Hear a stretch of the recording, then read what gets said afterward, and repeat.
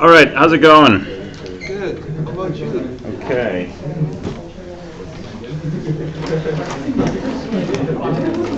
So let's run through ODP 241 and make sure everyone's comfortable with that, because 242 is posted. 242 is another day and a half programming assignments, so you've got until 5 o'clock tomorrow afternoon to do 242. Again, please try it before then so you can ask questions tomorrow.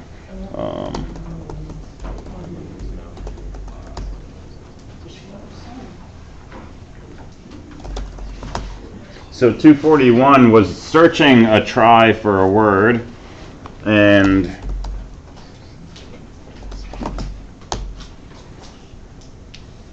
the code's a pretty straightforward rendering of what we were doing on paper.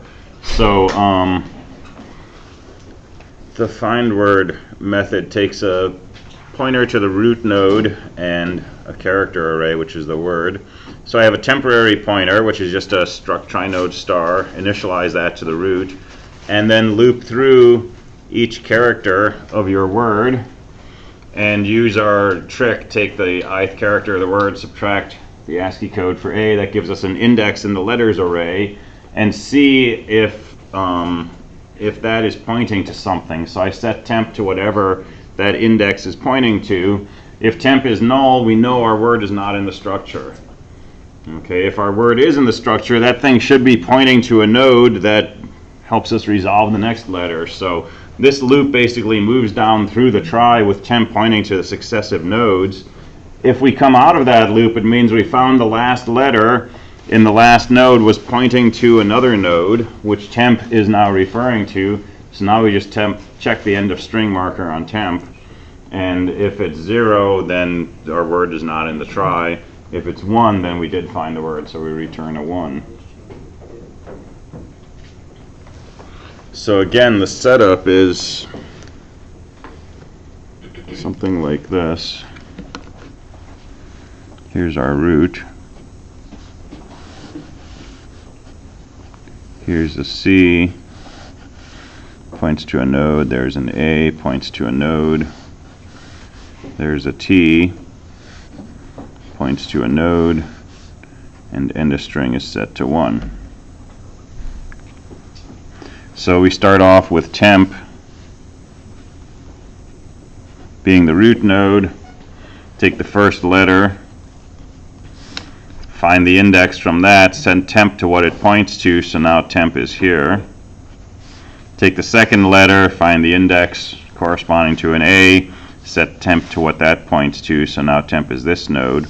Find the third letter, look at the index corresponding to T, see what that points to, now temp is this node. So if this word is in your structure, when you're done with that while loop, temp should be pointing to the node after the last letter, and that's where you want the end of string to be a 1. If this is a 0, then there's something in the try that starts with CAT, but not CAT itself. Maybe cats is in there, and maybe S is pointing somewhere else. And if we don't have cat in there, if we're looking for car, right, temp starts off here. C comes down here, so temp is equal to this, and we've eaten the C. Eat the A, find the A index that points down here, set temp equal to this node. Eat the R, check the R index, it's null, so now temp equals null, and that kicks us out of our while loop and just returns a 0, not in the try. Does that make sense? So can you modify this to insert something into the try? The answer is yes. Yes, we can. So we want to insert a car, and I said in the README you can assume that when I insert something it's not already in the structure to begin with, so you don't need to worry about special cases. But what does an insert look like? We want to insert a car. Start off doing exactly the same thing. Set temp equal to the root. Eat the first character. If that points to a node, change temp to that. Eat the second character, see what that index points to. That points to a node, set temp to that. eat the next character. Well, in this case, we can't set temp to what this points to because that's null. Since we're inserting, make a new node and change R to point to that. And now set temp equal to this and just keep going. So eat each character. If this thing is pointing to null, make a new node and point to that. Go back up to the top of your loop, and now temp will point to here. And again, when you finish this whole process, temp will be pointing to this node afterwards. Just set the end of string field to be a 1. So it almost mimics what you're doing in 241, except that in here, if temp is null, instead of giving up, what we want to do is actually take this, right before we change temp, take this and have it point to a new node. And that's set temp equal to that new node. And at the end, instead of checking temp EOS, just set temp EOS to 1. So a couple of things to watch out for here. One, make sure when you create a new node that you're doing it correctly, which means use malloc. Malloc size of struct try node, okay, because it's a big structure. It's 26 pointers plus an int. So make sure you're mallocing enough stuff. And initialize this structure that you malloc. Set all of those letter pointers to null, set end of string equal to 0. Okay, so you can throw that in a function if you like to create a new node. And then you can take a shot at this, go ahead and run it through the assessment, see if it gives you 10 out of 10. If not, what you're going to want to do is build a small, better drawn picture of a try with a couple of words in it, maybe, short words. And then go through your code and apply each line of code to this picture and see what it's actually doing. And here again, you got to forget what you want it to do, right? We know what we want it to do. We want to say this is null, so we want to make a new node and point there and set that to a 1. But forget about that. Just blindly look at your code. And each line of your code, update your picture to see what exactly your code is doing. And when you get to the end, chances are your picture will not look the way that you wanted it to look. All right, so then you can start trying to find the disconnect. If that does not get you somewhere quickly, or if you prefer just going into GDB, right, you have a way to search for a word. You have a way that you're writing to add a word. You can make your own main program now. You can initialize the root to just be empty try node, and you can just start calling add word on that and run it in GDB. Right, take an empty try and use add word to try to put something into it. So you got a few options for debugging, but it may take a few tries to get there. In the end, it's a small tweak on 241 though, so you're kind of partway there already.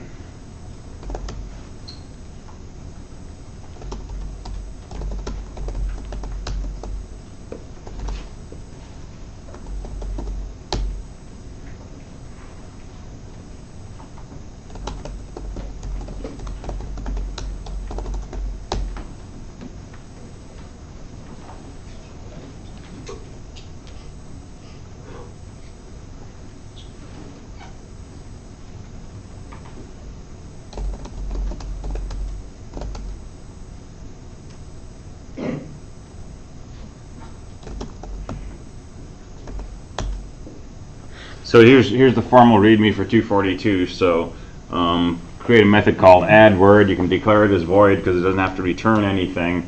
Takes a root of a try and takes a car star.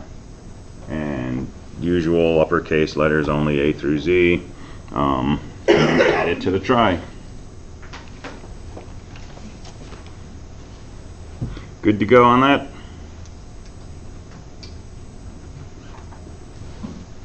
Okay.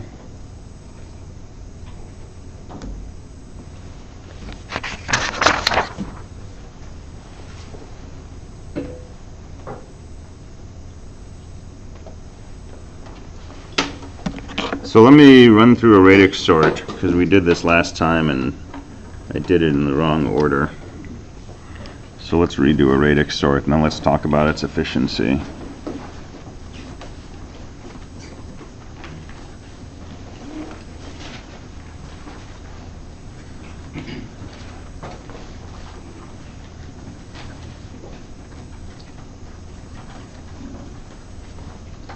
So we'll do a shorter list here. So we're going to start with the least significant digit, D1. And our goal in our first pass is to sort these numbers according to this least significant digit. And we need to use some type of sort that doesn't change the order of things that are already in the correct order. In other words, if we have two zeros here, we want to make sure that this first one ends up before the second one in our sorted list. So we want to sort by this rightmost digit, but if two things have the same value, we don't want to rearrange them. So bubble sort is out, because bubble sort will do all kinds of strange things. But a straight insertion sort should work. A selection sort should work, but the other option is just make 10 passes through here and just pull things out. Since we know there's only 10 possibilities for this digit, we can just make 10 passes through, pull out the zeros, the ones, the twos, the threes, and so on. So let's do that. So let's sweep through, grab all the things that end with a 0. We've got a 430 and we've got a 500. Sweep through again, grab everything that ends with a 1. So there's a 231, that's it. Grab all the 2s, there's a 342. Grab all the 3s, there's a 433. And there's nothing with 4, 5, 6, 7, 8, and go through and grab all the 9s, and there's a 499. So that's our first pass. And now we're going to do the same thing, but for the second digit.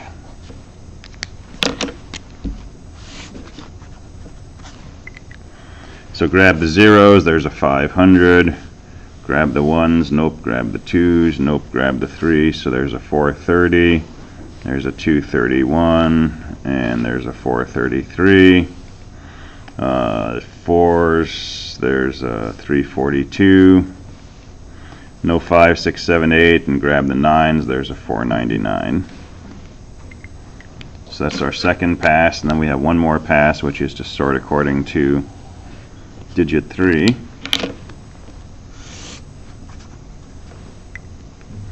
So go through, grab the zeros, grab the 1s, grab the 2s, there's a 231. Grab the 3s, there's a 342. Grab the 4s, there's a 430, and a 433, and a 499. Grab the 5s, there's a 500, and there won't be any 6, 7s, 8s, or 9s. And when you're done with all of this, you end up with a nice sorted list of numbers.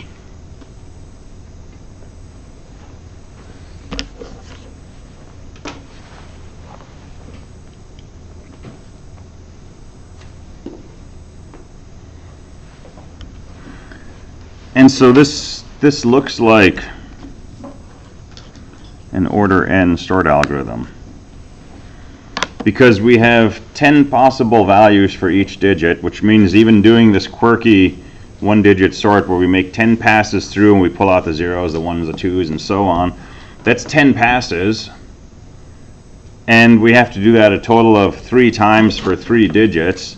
So this actually looks like it's going to take 30 times however many numbers we have, that many operations. And order 30n is the same thing as order n, so we've said. So this looks like the ultimate sort, because order n is pretty good, right? The only thing better is order 1. Emerge sort, quicksort, heap sort, these are n log n, which is bigger than n. So at first glance it would look like this is our best possible sort, but it's really not. So here's an idea. Let's take each number, each integer, and write it as a series of bits. So So we'll do 32 bits.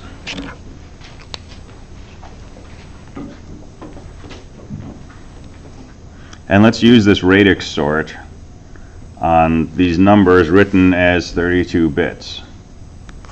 So each of these positions has only two possibilities, a 0 or a 1. So we have to make two passes through, right? One to grab all the things that end with a 0, another to grab all the things that end with a 1. So we've got two passes per bit position. And we've got 32 bit positions. So we've got a total of 64 passes. So if we have n numbers we're trying to sort, this is going to take 64n. So this is taking plain old integers, 32-bit integers, and saying let's treat them as just a collection of 32 symbols, and let's just do a radix sort. And it's going to take 64n operations. That's order n. Okay, well, consider this. Suppose we do a merge sort.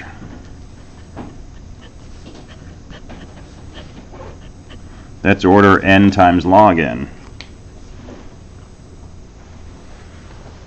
Worst possible case, we might try to sort every integer.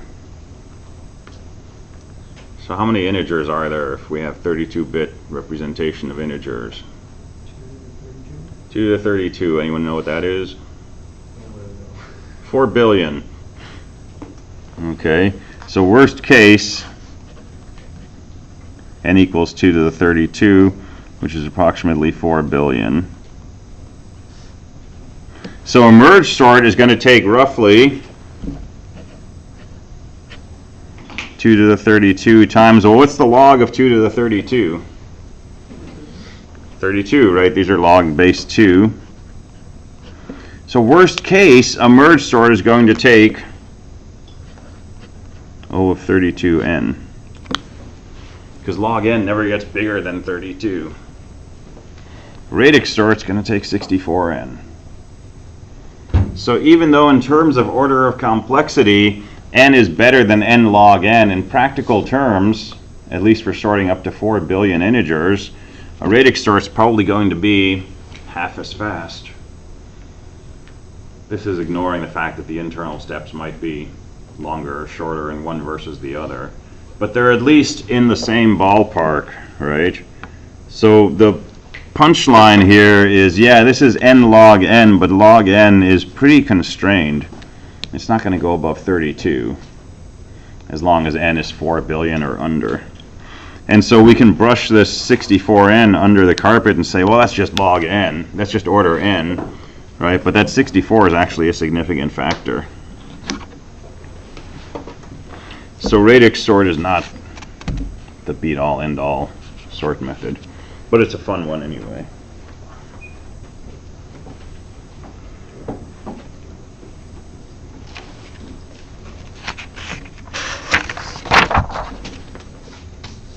All right, Quicksort.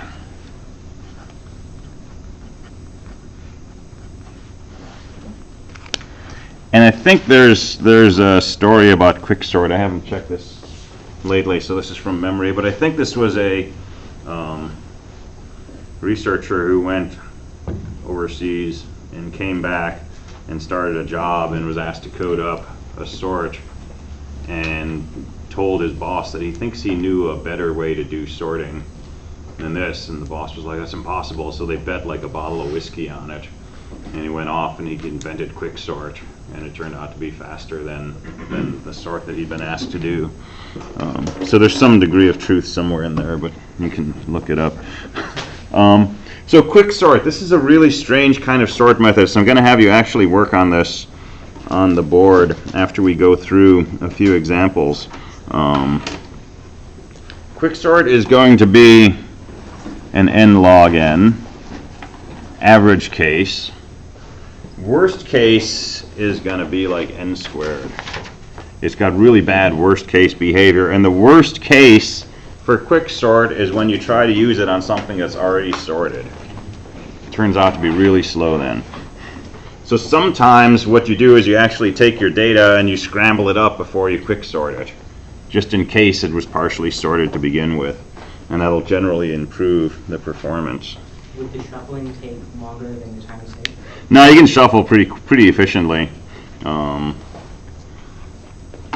do one shuffle is an order n, and so if you want to shuffle it 10 times, it's like 10 steps or something. I don't know what the best shuffling algorithms are. I have some standard ones I use, but it's an interesting question because shuffling is a weird science. Like, how do you randomize something? And what's the most shuffle that something can be? So you take a deck of cards, and if you do a perfect shuffle like this, it's not really randomized, right? It's got a really nice order to it. So how do you define something as being perfectly shuffled without that somehow meaning that you know exactly what the order of it is now because it followed an exact algorithm? So randomness and chaos and company. Topic for another time. So let's quicksort some numbers. And I'm usually horrible at coming up with good examples. So I'm just going to write random numbers. But they're not random.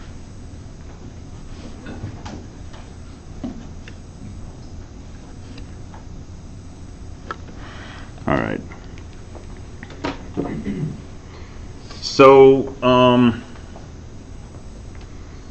got a set of numbers. The first thing we do is we pick what's called a pivot. And usually we just pick the last element to be the pivot. And I'm just going to draw a box around it. So here's the idea of each pass of quicksort. We're basically going to try to rearrange these numbers so that everything to one side of some point is less than 6, and everything to the other side of that point is greater than 6, or whatever the pivot is. So we're going to rearrange things so that at some point everything to the left is smaller, everything to the right is bigger. And if we get things in that state, then we know where the 6 goes. It goes right in between those two sublists. Right, so assuming we're going from smallest to largest, once we rearrange this, so we've got smaller, smaller, bigger, bigger, bigger, 6 goes right in the middle. And we'd kind of like to do this without a whole lot of moving data around. So we're just going to do a series of swaps. So we're going to start at the left, and I'm just going to draw some arrows here to say where I'm starting on the left and where I'm starting on the right. I'll go crazy with multiple colors here. Alright, so we start on the left, and our goal is to find a number that's bigger than our pivot. In other words, a number that's on the wrong side of our pivot. And we don't have to go very far, because as soon as we get to the 10, we've got a number that's bigger than our pivot. So we stop looking at this side for a moment, and we start looking from the right side. And here we're looking for a number that's smaller than our pivot. Okay, 18 is bigger than 6, so that's fine. Move on to the next number. There's a 4. Hey, that's smaller than our pivot. So we found two numbers that relative to each other are in the wrong position. This is bigger than 6. This is smaller than 6. Let's swap those. So we take these two and we swap them. And now our list looks like this. Here's a 4, 2, 20, 15, 7. There's the 10. There's the 18. There's our pivot 6. Okay, so that's still our pivot. And now we begin again. We continue moving from the left, and we look for a number bigger than 6. Well, 2 is smaller than 6. That's fine. 20 is bigger than 6, so we stop. And now we go to the right, and we're looking for something smaller than 6. Well, 7 is bigger. That's fine. 15 is bigger. That's fine. And we come one more spot over, and we collide. Our two pointers have met in the middle.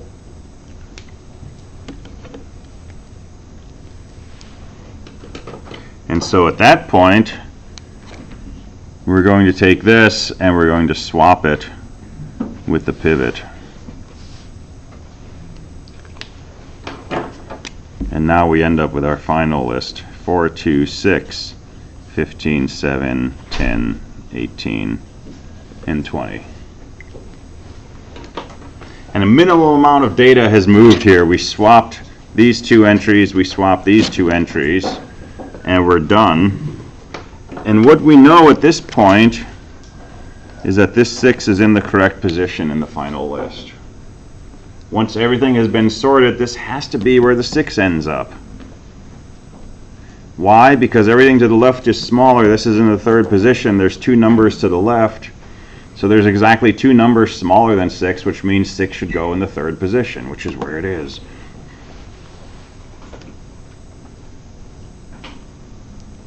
So we're going to practice this step in groups in a minute. But questions about this so far?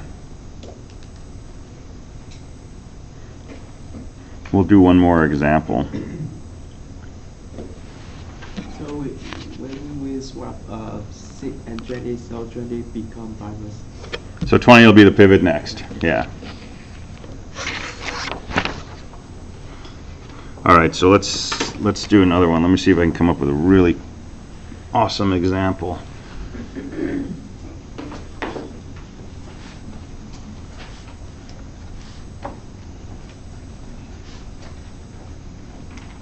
No, that's a sorted example. That's not very awesome.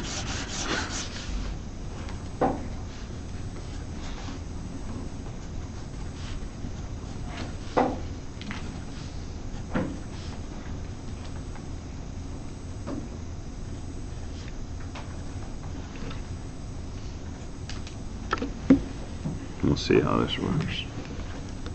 All right, so there's my pivot 15.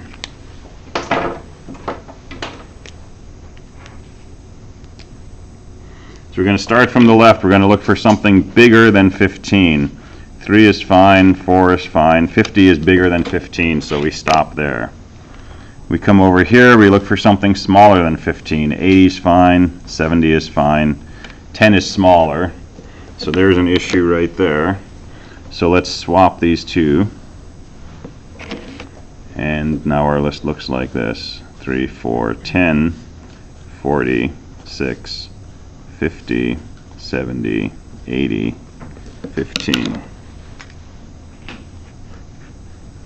That's still our pivot. We were up to the 10, and we were up to the 50. Okay, so start on the left and continue. 40 is bigger than 15, so we're going to stop there. Start from the 50, move to the left. 6 is smaller than 15, stop there. Let's swap those. So now our list looks like 3, 4, 10, 6, 40, 50, 70, 80, and 15. That's our pivot. From the left, we were up to that position. From the right, we were up to this position. All right, so we're up to the green, so let's move to the right. And we collide. And so we're done. And now we're going to swap this with that. And our final list is 3, 4, 10, 6, 15, 50, 70, 80, 40. And the 15 is guaranteed to be in the correct spot.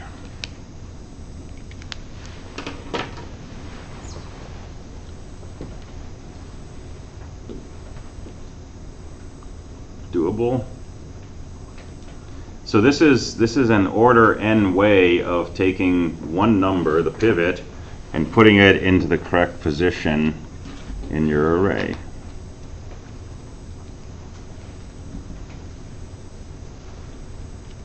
And the only very slightly tricky part that sometimes trips people up is where do you stop with these arrows, right? Once these arrows are pointing at the same spot, right, then swap with the pivot.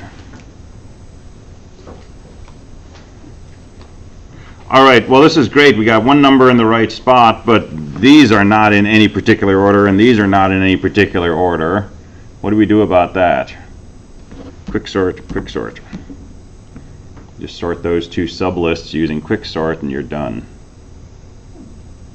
So all we really have to do, the work we have to do in a Quicksort, is this business of finding where this pivot number belongs in the array, place that into its proper place, and then just call Quicksort twice on the left and right subarrays. And you're done. This is another divide and conquer. Right? We take our problem of sorting, we do a little bit of work, and then we split it into two smaller problems, sort this and sort that. And then we put the solutions together by basically just letting this be the sorted version of this, that's the sorted version of that, and we're done. And in ideal situations, each time that we do this, when we call Quicksort, we're calling it on something that's half as big as the original. And so how many times are we going to have to recurse? It's going to be something like log n. Because each time we do this, we call Quicksort on a list that's roughly half the size. And the edge case is if you're asked to Quicksort something containing just one number, just return that number, because it's already sorted. So we keep dividing in half until we get down to an array of size 1 that takes roughly log n steps. So here's the pathological scenario. If your data is sorted, here's our pivot. Start looking for something that's bigger than the pivot, right? And at this point we collide with the things that were supposed to be smaller. And so everything over here is smaller than the pivot. And then we split things to the left of that point is this, and to the right is null, and now we call a Quicksort on this, and we've reduced the size of our problem by 1. And when we Quicksort this, we're going to find that the 7's already in the correct position, so we're going to call a Quicksort on this. We reduce the size by 1 more. We're going to end up recursing n times. And so that's going to be order n times n. That's good old bubble sort speed.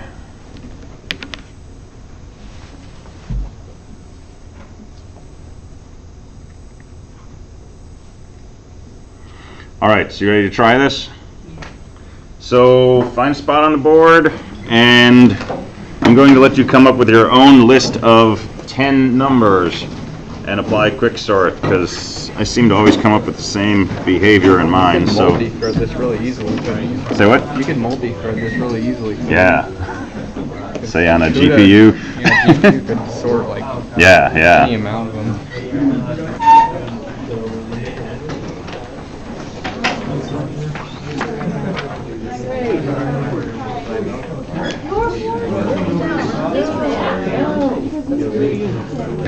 Press the boards.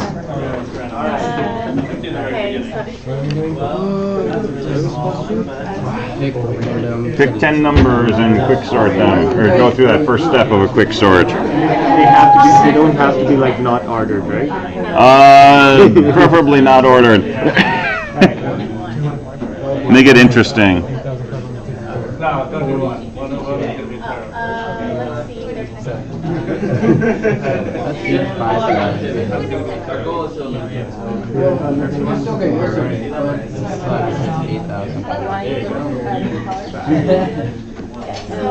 have 85.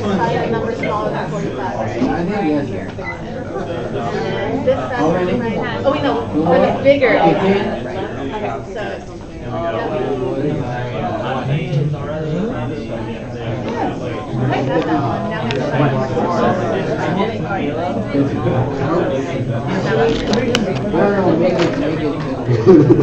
Double. Wow.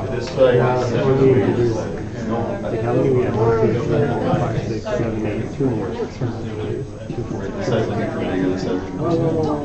So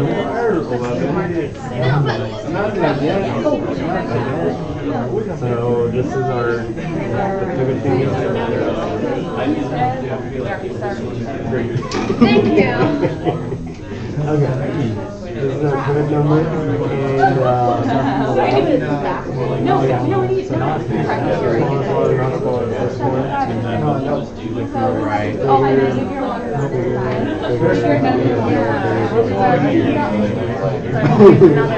Alright, we're looking for smaller ones. Oh, okay. Yeah, that's true.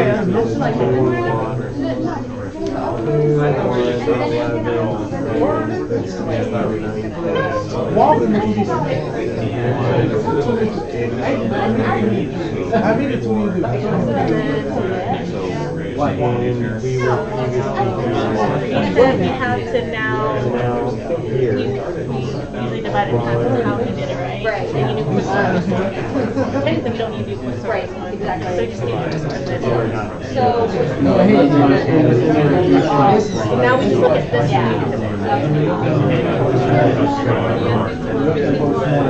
So now we have to find a number bigger this time. Got it. All right, if you already finished that, pick one of your subarrays and do a quick sort on that. This is so hard. What do you do? This one is smaller.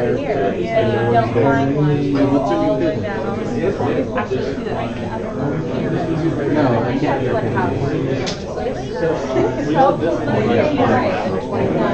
It's already in the right spot. No, this one is enough. Yeah, you already Yeah, so that was also so if we make this subarray, it's not going to do anything. I don't know.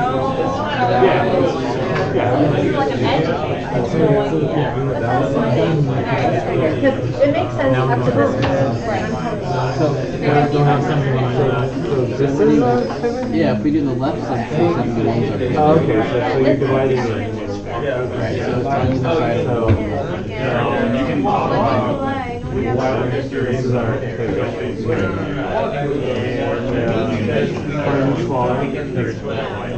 something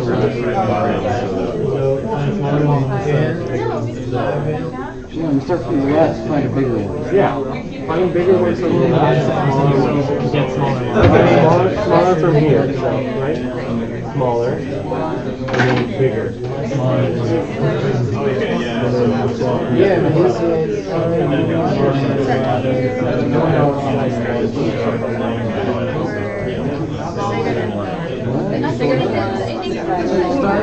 You start from the left and look for a bigger one. You start from the left and look for a Now this bigger is one. on. Yeah. Can you tell I wasn't paying attention? Why?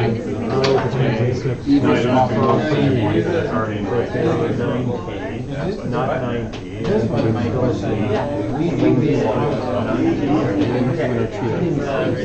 And then what?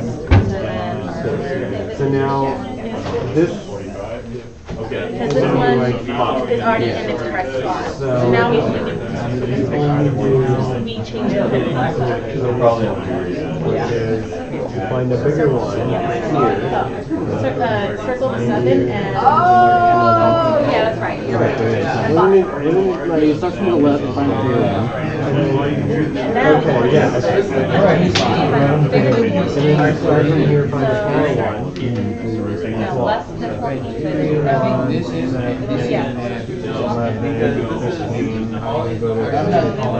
8. Oh yeah.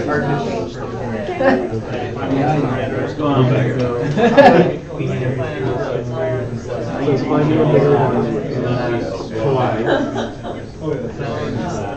Okay. Yeah, that's good. Okay, so at this point you would call Quicksort. Sort this, and you call Quicksort. Smaller, everybody else. And then, yeah, No, this is the right spot. And this is our. So if I sort these 3 numbers, and this is here, and I sort these 6 numbers. Here. right. So when you sort this, We're here. We'll find a good one. you got some time. Go ahead and sort this. What? Still need a box? Yes.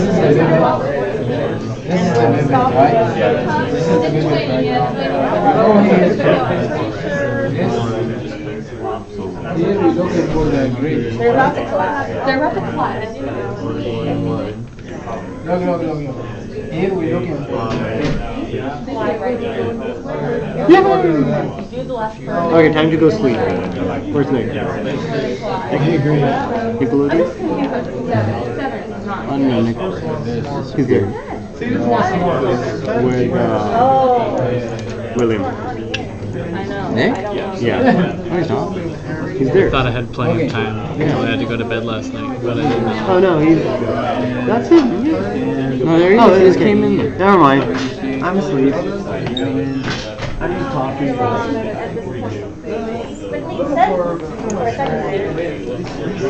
He left his laptop unlocked with us. But is the camera on? All right. What did you do? 111. Got that down. Put it in the right spot. Good. Now you're doing a 71. Right spot. Good. You got the idea, right? Cool. Awesome. Programming, not so much. Idea, yes. Yeah, programming is for like other people to implement. Question. I think we messed up somewhere. Oh. Right around here. What do you do when there's no? Yeah. You just hire killers. Oh, so everything was smaller than 1, right? Yeah. Yeah. So they collided at the 7, so you swap the 7 and the 1. Right. And then did you still use like? So the pivot doesn't change. But they collided. But what? They collided, you know? Like I thought every. Oh, they collided. Yes, you're right. You're right. So. You know, I'm gonna do that. Yeah. So 1 is in the correct spot, so you can circle 1. Right. So now you're gonna quick sort everything to the left of 1, which is empty, and everything to the right of 1. Also, we need to do this entirely. What happened there? I know. That's Scott going forth. Go blank. Go blank. You got 45 Good blank. Go blank. So now you have 2 sub-problems. You need to sort this, and you need to sort that. Oh. Okay, so when you sort this, it's just 1 number, it's just going to come back right away. So now your whole recursive function goal is to sort this array. Right? So, 47. 7 is not.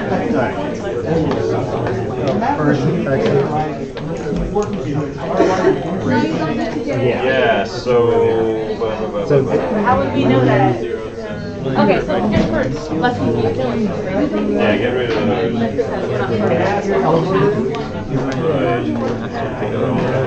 Right. So you're starting with this. Right. Oh, he's Everything Oh my gosh! Wax on, wax off. is divided, so Oh, that's beautiful. You're so good at your job. so your 1 is in the correct spot. Get it. So now you have 2 things to do. Sort everything to the left, which there's nothing there. And sort everything to the right. So now you're going to sort on this already. Yeah. So get rid of that.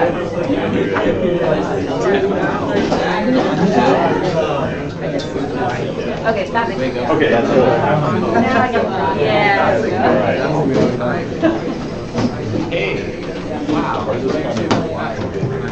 All right, so you're good to go if you're done, but I'm still coming around looking at things. All right. I'm going to take a picture of this. Oh, yeah. Sorry. Okay, that's fine. So, 45 or 50. No, you were just remembering. Okay, so 41 to 50.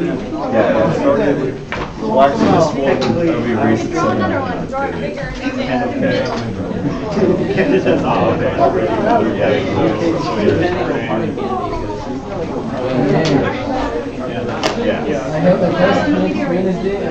Oh, I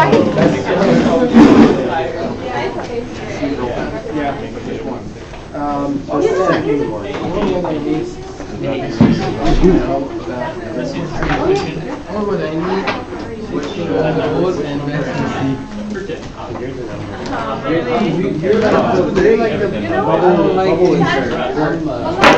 you get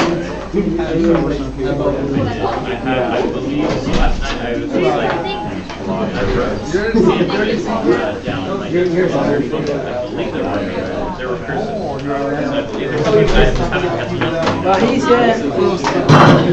No, they're reading. Now you have two problems. You have to sort this. But he says like, it could be like for like 2 weeks or more. You're gonna keep doing this until everything is like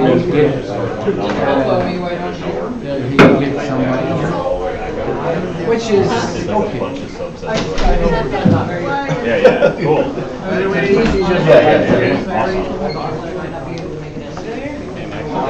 Awesome.